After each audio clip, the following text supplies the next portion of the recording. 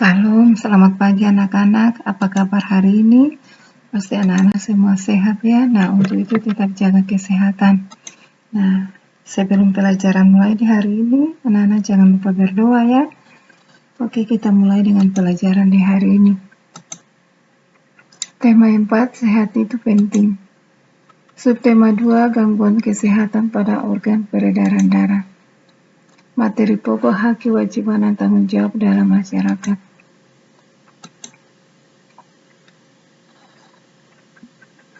Tanggung jawab warga di lingkungan masyarakat.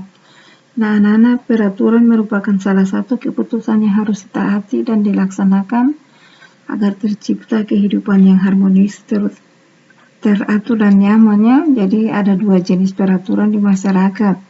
Yang pertama itu peraturan tertulis dan peraturan tidak tertulis.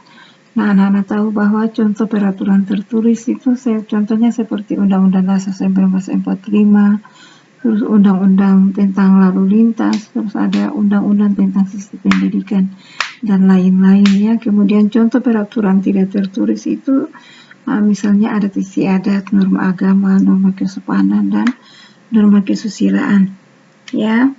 Nah, untuk itu anak-anak, di sini ada tanggung jawab warga di lingkungan masyarakat. Ada banyak cara yang bisa kita lakukan untuk menunjukkan sikap tanggung jawab sebagai warga. Ayo kita simak tanggung jawab sebagai warga masyarakat berikut. Tidak membuang sampah di sungai atau selokan, melaksanakan keputusan dari rapat warga, melaksanakan ronda sesuai jadwal yang ditentukan, mengikuti kegiatan kerja bakti membersihkan lingkungan, ikut serta dalam pemilihan ketua RW, RW, dan kepala desa. Tanggung jawab sebagai warga masyarakat dalam pengambilan keputusan. Pengambilan keputusan bersama dalam masyarakat Indonesia biasanya dilakukan dengan cara musyawarah untuk mencapai mufakat. Namun, jika kita sepakat tidak tercapai melalui musyawarah, dapat dilakukan pemungutan suara atau voting.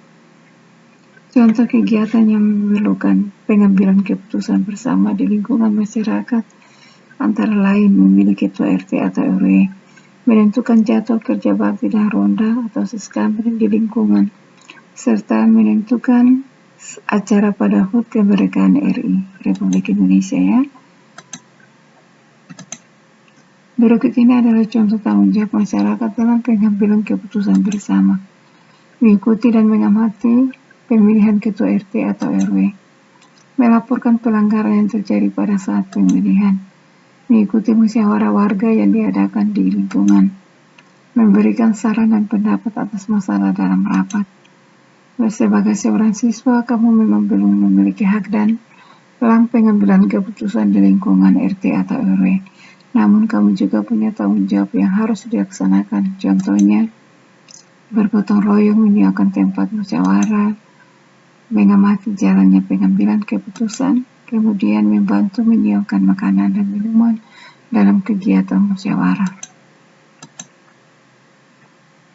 Tanggung jawab siswa di lingkungan sekolah. Contoh tanggung jawab siswa di sekolah: belajar dengan tekun, menjaga kebersihan sekolah, mengikuti acara di sekolah, misalnya upacara bendera atau lomba antar kelas, berperan serta dalam pemilihan ketua kelas.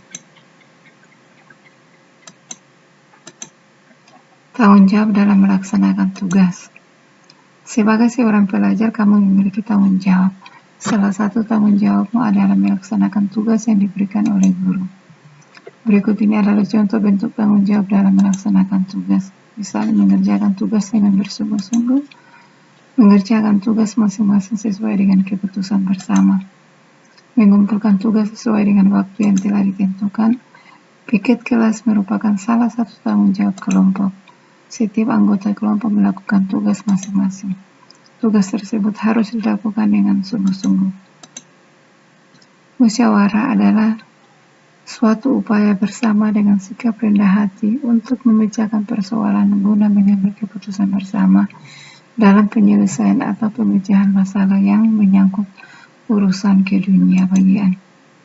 Ciri-ciri musyawarah: berdasarkan kepentingan bersama, hasil keputusan dapat diterima dengan akal sehat sesuai hati nurani.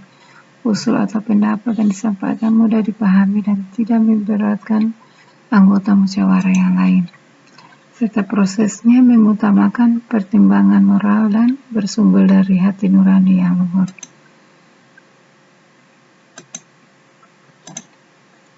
Tujuan musyawarah pertama, mendapatkan kesempatan bersama sehingga keputusan akhir yang diambil dapat diterima dan dilaksanakan semua anggota.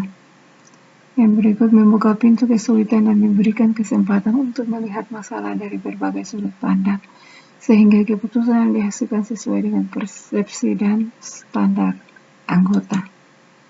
Nah, anak-anak, ayo sebutkan tanggung jawabmu dalam musyawarah dan sebutkan bentuk tanggung jawabmu dalam melaksanakan tugas. Nah, ini ada 2 ya anak-anak.